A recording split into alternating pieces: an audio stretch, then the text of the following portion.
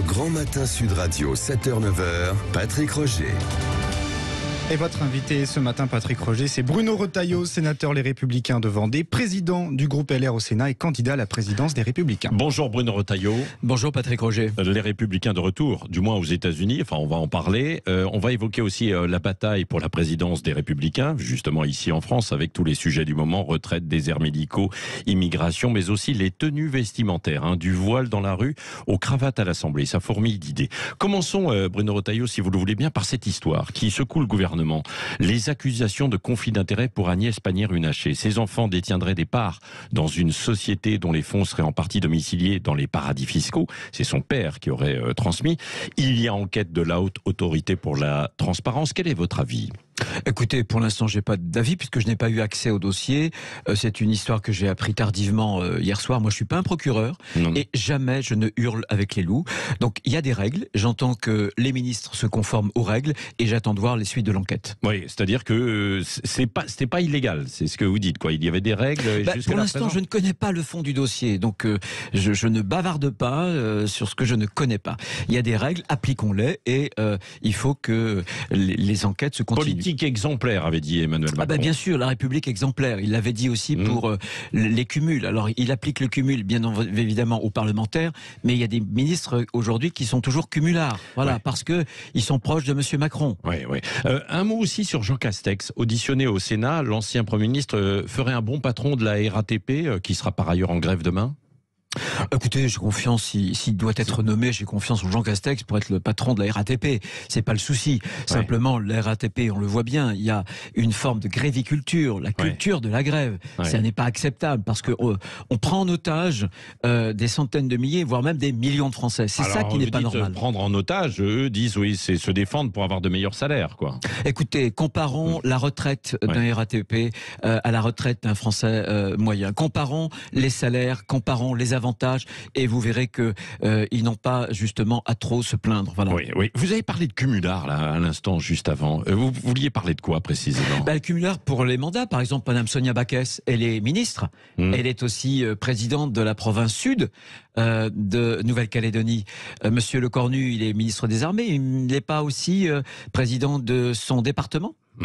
Donc vous dites que... il y a deux règles, il y a deux poids, deux mesures. Il y a les manants, c'est-à-dire nous, les parlementaires. La règle du non-cumul nous est appliquée. On n'a pas le droit, par exemple, d'être président de région, de département ou maire et d'être sénateur ou d'être député. Mais au gouvernement, on a le droit d'être ministre. Et puis voilà, c'est alors que... Alors là, vous dites Emmanuel Macron, il devrait prendre en fait des mesures. Ou eux, en tout cas, devraient démissionner de leur poste. C'est toujours deux poids, deux mesures. D'abord, il y a des ministres qui se sont appliqués à eux-mêmes ce genre de règles. Oui. Bon, écoutez, on verra. La question, en tout cas, est sur la table. La question des déserts médicaux. Vous aviez formulé une proposition sur une 4e année de médecine, à peu près l'équivalent ou presque de celle du gouvernement. C'est le gouvernement qui nous avait piqué l'idée. Alors c'est le gouvernement qui il nous a l'a tellement mal piqué d'ailleurs que... Parce que ça passe mal auprès des étudiants. Pourquoi ça passe mal alors ? Parce que le gouvernement a fait une opération politicienne.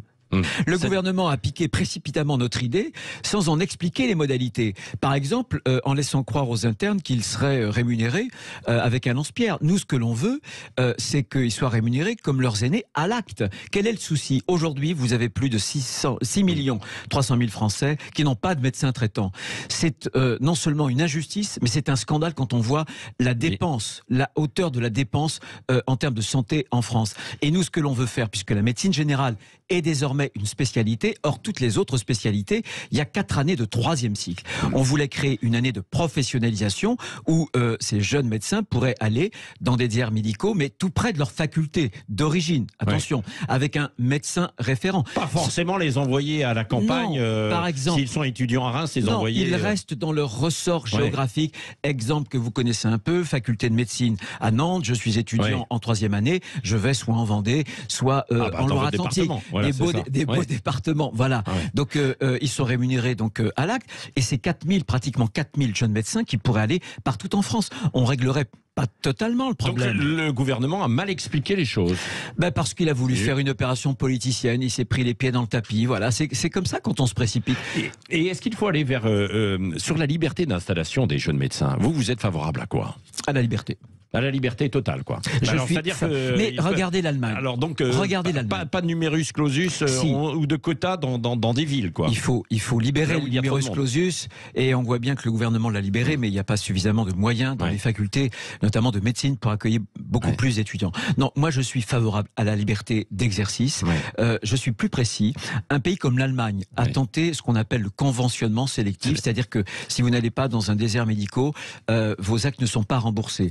Et ça n'a pas fonctionné, vous voyez, parce que c'est des mesures coercitives. Il faut un bouquet de mesures, celles que nous proposons, mais d'autres aussi, par exemple, le fait que les médecins qui sont retraités ne payent pas de cotisation, qu'on leur simplifie les choses, parce que beaucoup veulent retravailler, mais ils veulent pas supporter le poids administratif, le poids en termes de charges aussi. Donc il y a des mesures, un bouquet de solutions, et je suis prêt à en discuter, mais je serai un peu lent là. Autre sujet un peu économique qui est intéressant, qui est un peu houleux en ce moment, c'est le gouvernement qui souhaiterait transférer le recouvrement des cotisations à l'URSSAF de l'Agirc-Arrco, l'organisme pour les retraites, pour les salariés du privé et les cadres.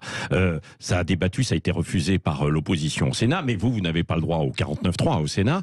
Qu'est-ce qui va se passer à l'Assemblée nationale si le gouvernement réintroduit cette mesure? Nous, il est hors de question de voter un PLFSS où le gouvernement ne retiendrait pas cette mesure.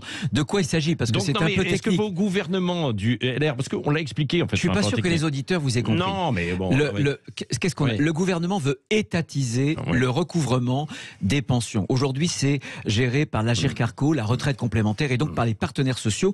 C'est un régime tellement bien géré, donc vive le paritarisme, qu'il fait des excédents. Et demain, le gouvernement pourrait mettre la main sur ces réserves qui viennent des cotisations de ceux qui ont versé pendant leur vie une partie de leur salaire. Donc c'est inacceptable. Des syndicats au patronat, on est contre ce projet. Et voilà. Mais alors, est-ce que si le gouvernement réintroduisait cela à l'Assemblée nationale, vous inciteriez vos collègues LR à aller déposer une motion de censure, par exemple? C'est pas à moi de les inciter. Non, mais c'est pas la question. La motion de censure. Vous êtes candidat à la présidence des Républicains. La motion de censure, j'ai dit qu'on n'était pas prêt.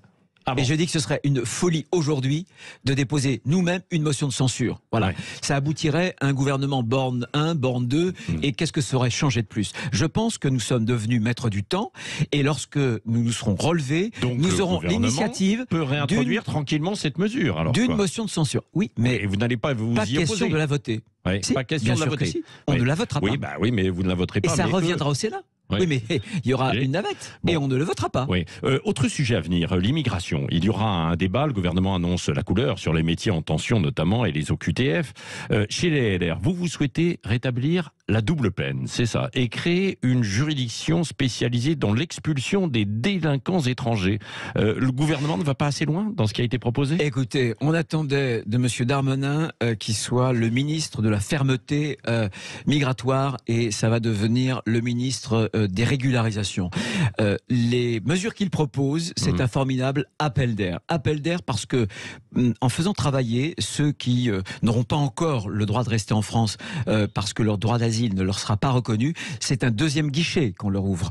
On les régularisera, admettons qu'ils soient déboutés du droit d'asile, ils seront acceptés ensuite au titre de l'immigration de travail. Deuxième chose, on crée un titre de séjour sur des métiers en tension. Mais vous en connaissez un seul métier en France qui ne soit pas en tension? Ça veut dire qu'on ouvre toutes grandes les vannes. C'est un projet de régularisation massive. Et bien sûr, qu'est-ce que nous proposons? Nous proposons que, on rétablisse, contrairement à ce qu'avait fait M. François Hollande, on rétablisse le délit pour séjour illégal en France. Première chose.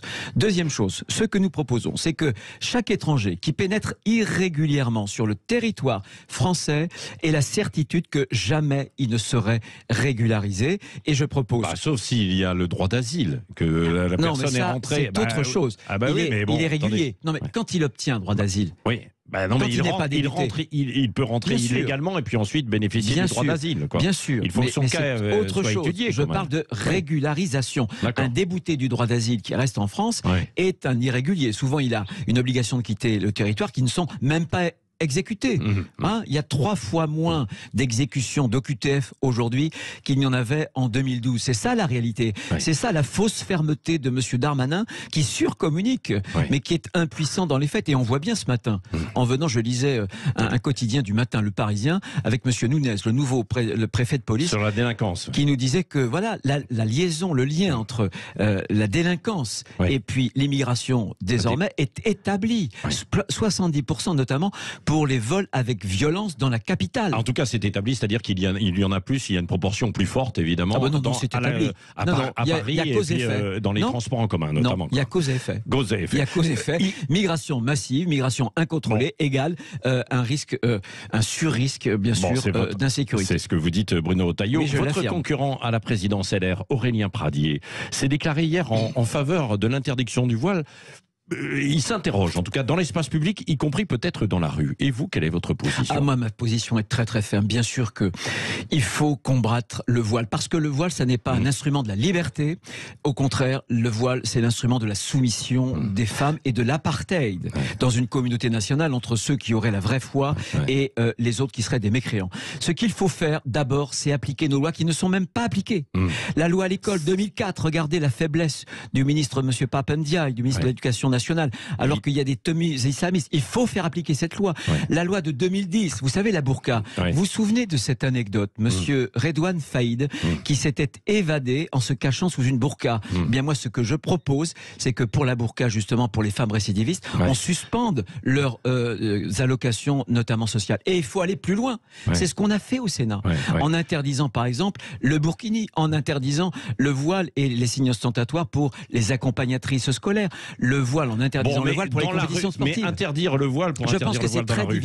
Je pense que c'est très difficile. Moi, je suis pour une fermeté, pour appliquer d'abord la loi et sans doute, pour ce qu'on avait fait au Sénat, nous l'avions voté, mais malheureusement, la majorité de M. Macron l'a refusé. Faisons ce qu'a fait d'ailleurs... Faisons ce qu'a fait aussi. Il va trop loin, Aurélien Pradié, dans sa proposition. Faisons ce qu'on fait, par exemple, François-Xavier Bellamy. Il va trop loin. Écoutez-moi. Faisons ce qu'a fait Monsieur François-Xavier Bellamy, qui est le président du groupe LR, député donc européen. Il a fait passer un amendement pour interdire que la Commission fasse la promotion du voile, parce qu'il y a quelques semaines, il y a moins d'un mois, la Commission voulait faire la propagande d'un très très beau projet européen, qui est le projet de nos étudiants Erasmus. Eh bien, il y avait une promotion de publicité avec une jeune femme voilée au moment même où les Iraniennes se battaient pour avoir la liberté d'enlever leur voile. Voilà ce que notre délégation, et je suis très heureux de féliciter à ce micro François-Xavier Bellamy, qui a mené ce combat-là au sein du Parlement européen. Qui en délicatesse, là, François-Xavier Bellamy, avec certains républicains du côté de Nicolas Sarkozy. Il paye un petit peu vos déclarations et votre prise de distance avec Nicolas Sarkozy ? Écoutez, il est droit dans ses baskets. Comme je le suis. Moi, quand j'ai indiqué ce que j'avais à dire, depuis Nicolas Sarkozy l'a dit très clairement, qu'il avait soutenu pendant la présidentielle, non pas la candidate de sa famille politique. Vous ne regrettez pas vos propos ? Certainement pas. Certainement pas. Non, parce que je vais vous dire, s'il y a des millions de Français, d'électeurs de droite qui nous ont quittés, c'est aussi à cause de ce comportement en zigzag. Faut pas marcher en crabe en politique. Voilà. Donc Jean-Luc Moudin qui quitte aussi les Républicains, au moins pour vous c'est clair, c'est ça ? Il faut.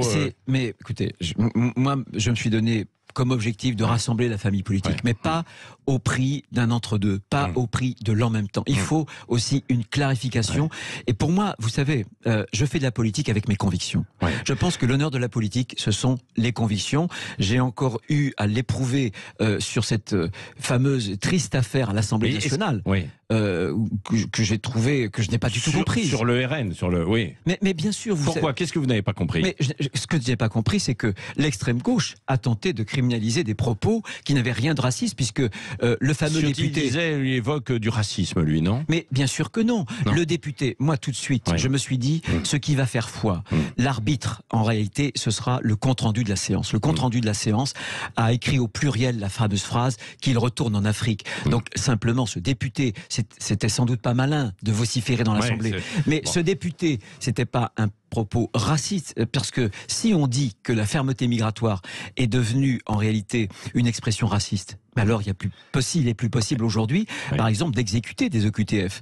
Donc, faisons attention, d'autant plus que ce que reprochent beaucoup d'électeurs de droite qui nous ont quittés, à la droite justement, c'est de céder aux intimidations de l'extrême gauche, qui voudrait que on ne parle plus de fermeté migratoire. Eh bien moi, je ne reculerai pas. Eh bien moi, je ne céderai pas à ces intimidations. Veste, jean, basket, le bureau de l'Assemblée doit se prononcer aujourd'hui sur les tenues vestimentaires à l'Assemblée. Vous êtes favorable à quoi Une tenue qui exprime le respect que chaque parlementaire doit aux Français. Je suis pour une tenue stricte, costume, cravate pour les hommes. Voilà. Ah bon mais si on veut pas mettre la cravate, on peut. Non, je pense qu'il y a des codes. Je pense pour moi qu'il y a des codes. Nous les avons aussi. Pas de jean, pas de basket. Au Sénat, je pense que il faut. C'est un problème, une question de respect pour moi vis-à-vis des Français. Voyez. Les Français nous regardent et les Français attendent une tenue qui soit une bonne tenue. Il y a tant de désordre dans la rue, dans les comptes un peu partout, que je crois que dans nos assemblées, il doit y avoir un ordre et que cet ordre-là commence aussi par des codes vestimentaires qui expriment une tenue et encore une fois, le respect vis-à-vis des Français qui nous regardent et qu'on représente. Merci Bruno Retailleau. Les élections américaines, on en reparlera parce qu'évidemment, pour l'instant, c'est en train de se jouer. Merci Bruno Retailleau d'avoir été ce matin sur Sud Radio. Merci. 7h-9h, le grand matin Sud Radio.